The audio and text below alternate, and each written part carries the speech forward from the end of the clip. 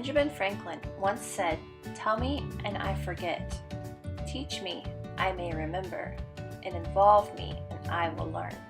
I believe I am an eclectic style teacher. I plan to use traditional as well as constructive approaches in my classroom. While having an inclusive classroom, I believe it is also important to be flexible and adapt the lesson when needed. I will use multiple strategies for teaching literacy, such as shared reading, guided reading, word walls, small and whole group instruction. There are many theorists that have changed the way we look at education. Two that I identify with and will implement their strategies in my classroom are Jacob Koonin and Fred Jones. Jacob Koonin suggested instructional management with medium control in the classroom. I will use this approach because I feel that teachers' ability to manage your classroom greatly affects student behavior.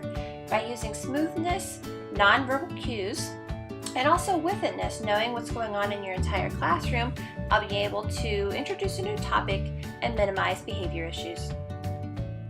Educational theorist Fred Jones once said, "You can never manage another person's behavior until you manage your own." In my classroom, I will implement a positive classroom management plan. I believe that the teacher is the role model and should set the example. I will do this using the say, see, do method. I will help my students take responsibility for their actions. I also feel that it is important to redirect a student's behavior and help correct it versus using a strict punishment, which could cause frustration. This also takes away from your instruction time with the other students. When designing my classroom layout, I kept several factors in mind. I want my classroom to be welcoming and safe for all students. Since I plan on having an inclusive classroom, I provided ample room to walk in between desks, around centers, and access all parts of the room. I feel that literacy instruction should not be limited to a single block of time, but should be implemented throughout the day. Multiple content areas that this can be achieved in are writing centers, social studies, science, and math.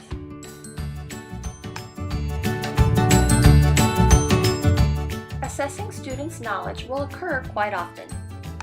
I believe the majority of my assessments will be formative.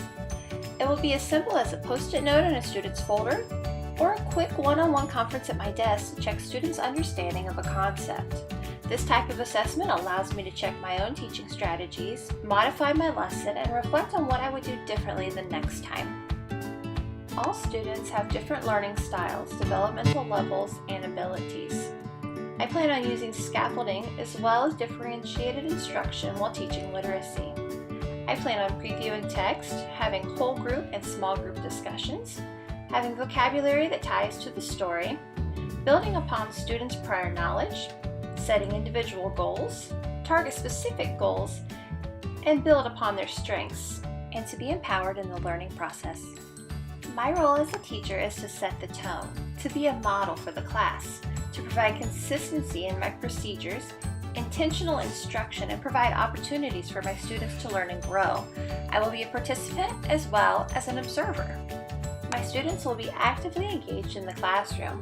They will learn to take responsibility for the choices they make.